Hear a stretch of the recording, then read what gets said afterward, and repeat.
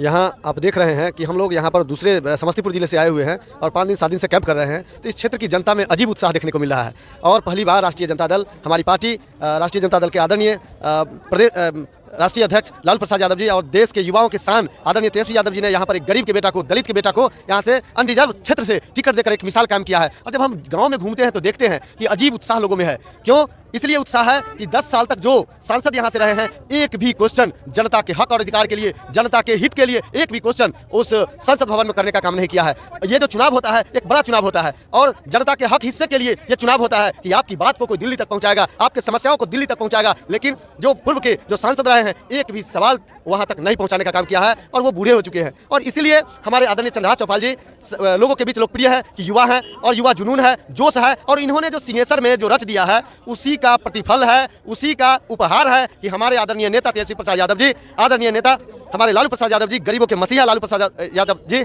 उन्होंने इनको टिकट दे करके सुपौल की जनता के बीच में उतारा है और निश्चित तौर पर यह सीट भारी मतों से सुपौल की जनता जिता रही है। ये सर इंडिया अलायंस का जो मैनिफेस्टो है जिसमें युवाओं को 30 लाख नौकरी देने की बात कर रही है, इससे ये चीज़ें कितना युवाओं तक पहुँच पा रही है? देखिए, यहाँ से 30 लाख नहीं, हमारे आदरणीय नेता तेजस्वी प्रसाद यादव जी ने उसको 1 करोड़ तक पहुँचाने का लक्ष्य रखा है। और ये वाकई आपने जो देखा कि 17 साल बनाम 17 महीनों में इन्होंने जो कर दिया, 10 साल इन्होंने रोजगार देने का वादा किया था, लेकिन इनके पास समय मात्र मिला 17 महीने। और 17 महीने में जब 5 लाख नौकरियाँ दे सकते हैं तो 1 करोड़ 5 साल में क्यों नहीं हो सकता है? ये तो सोचने की बात है।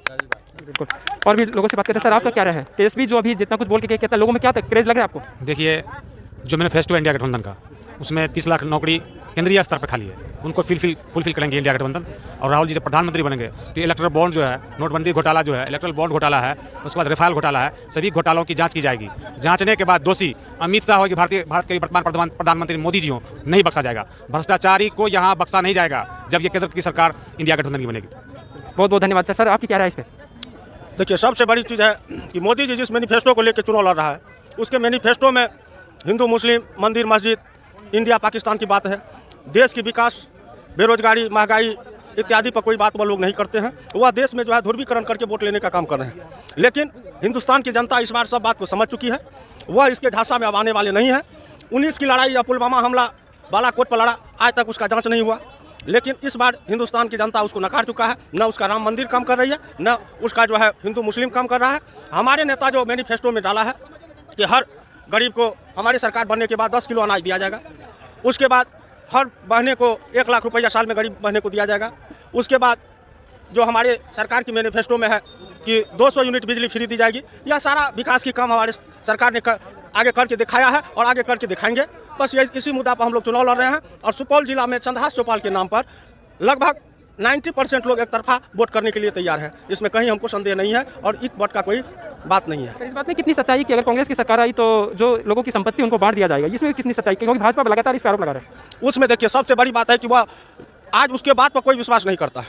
आज 10 साल में वह झूठ ही बोलने का काम किया। वह ने नोटबंदी करके कहा जो अगर हम 90 दिन के अंदर अगर इसका सही परिणाम नहीं आया, अगर काला धन वापस नहीं हुआ तो हमको आप जिस चौक पर चाहे खड़ा कर दे। लेकिन क्या खड़ा हुआ? सारा काला धन व्हाइट मनी में तब्दील हो गया। आज अमित शाह का बेटा BCCI का सेक्रेटरी बन गया है। क्या किसी गरीब का बेटा जो क्रिकेट खेलने वाले बेटा किसी समाज का बेटा है, क्या उसको BCCI का सेक्रेटरी नहीं बनाया जाना था? अमित शाह का बेटा सेक्रेटरी क्यों बना? क्योंकि वह गृह मंत्री का बेटा था। कभी वह बल्ला पकड़ा है? तो यह लोग झूठ। आज कर्नाटक में हजारों महिला के रेपिस्ट जो है, जो हजारों महिला के साथ रेप किया है, उसका वीडियो वायरल है, सारा बात है। और उसको मोदी जी मंच पर खड़ा होकर चुनाव जितवा रहे हैं। तो सर देश से भाग गया और वह सुनते हैं कि देश छोड़ के भाग गया। कैसे भाग गया भाई? आपका किसका हाथ हो सकता है सर? इसमें किसका हाथ हो सकता है? बीजेपी का एकदम। कहीं भी महिला पर अत्याचार होता है, बीजेपी के सभी नेता और जो भी उसका पदाधिकारी है मौन धारण कर लेते हैं। सब मीडिया उसका जो है मौन धारण कर लेता है। या तो धन्यवाद देते हैं आप सोशल मीडिया वाले को, जो आप देश के कहीं ना कहीं सच्चाई को उजागर करने का काम करते हैं। और हमारे जो बहके हुए समाज हैं या जो भी समाज अशिक्षित हैं, उनको कहीं ना कहीं आप लोग के माध्यम से सूचना प्राप्त होती है और वह निश्चित तौर पर बदलाव की ओर है। सर, मोदी जी कह रहे कि भाइयों बहनों तीसरी बार हमको चांस दीजिए, इस पर आपका क्या राय है? आप एक बात बताइए, 75 साल उम्र के मोदी जी वह अपने लिए तीसरी बार चांस मांग रहा है, लेकिन यह लड़का 20 साल का है, इसको अग्निवीर में 4 साल के लिए झोंक दिया गया है। यह कहाँ का न्याय है भाई? आपको सत्ता चाहिए 5 साल के लिए, लेकिन इसका बहाली अग्निवीर में 4 साल के लिए होगा? यह कौन न्याय है? आप बुढ़ारी में भी सत्ता मांगते हैं, 5 साल के लिए नौकरी मांगते हैं और इसको 4 साल का नौकरी देकर के बेरोजगार बनाते हैं। राजनाथ सिंह कह रहे हैं कि अगर एक बार और उनकी सरकार बनाएगी देश से गरीबी मिटा देगा। सर, आप क्या सोचते हैं? गरीबी मिटा देगा, खुद गरीब उसको मिटा देगा। समझे ना, गरीब को क्या वो मिटाएगा, खुद गरीब उसको मिटा देगा। आज वो कहते हैं जो हम तीसरी बार सरकार बनेंगे तो वही नियम कानून लागे कि राजतंत्र नहीं ना है, ये लोकतंत्र है। 5 साल पर लोकसभा में बिल लावे जो 5 साल पर जो है सो परिवर्तन हो सरकार की। 5 साल जो मोदी रह चुके हैं, अब महागठबंधन की पारी है। इस बार जो है देश का प्रधानमंत्री महागठबंधन की सरकार बनेगी। वो मोदी जी की नहीं है, वो 400 पार करते हैं, वो 7 समुंदर जनता उसको पार कर देगी। बहुत बहुत धन्यवाद। युवा से बात करते हैं, जैसे अभी तेजस्वी ने कहा कि 1 करोड़ नौकरियां देगी अगर उनकी सरकार आती है, आपका क्या राय है इस पर? तो जरूर देगा।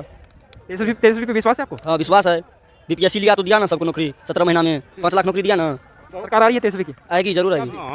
हम यही बोलेंगे कि अभी देश में सरकार जो मोदी जी हैं, अभी गरीब आदमी जो हैं कि मतलब एक एक पैसा सहारा इंडिया में पैसा जमा किया था, अभी गरीब आदमी को बेटी के ब्याह के लिए शादी करने के लिए पैसा खोज रहा नहीं मिल रहा है। अभी हम 1 लाख रुपया फिलहाल मान के चले, हम 1 लाख रुपया जमा किए, अभी हमको 1 रुपया नहीं मिल रहा है। लड़की शादी करने के लिए है, क्या करेंगे इस नौबत में बताइए। देश का जो सबसे बड़ा मुद्दा क्या होना चाहिए? हाँ तो वही ना आपको कहना है कि सरकार तो झूठी है, वो सरकार झूठी है, वादा करता है कुछ और काम करता है कुछ। अभी मान के चलिए हम वर्तमान में वार्ड सदस्य हैं, ठीक है, कोई बहुत बिहार में जितना 1,14,668 वार्ड सदस्य है पूरे बिहार में, और वो 2-2 लाख 2.5 लाख रुपया खर्च किया हुआ है, ठीक है, चुनाव में। अभी मतलब उसको अधिकार को भी छीन लिया है, वार्ड सदस्य को अधिकार को भी छीन लिया है, ठीक है, कोई अधिकारी नहीं दिया है, सब चीज़ ठेकेदारी पेटेदारी लगा दिया है। न मुखिया को मतलब 10 रुपया कमाई हो रहा है, ना तो मतलब वार्ड सदस्य को कमाई हो रहा है 5 रुपया। क्या करेगा वार्ड सदस्य? इससे अच्छा है कि पद मत रखो, वार्ड सदस्य मत लड़ो,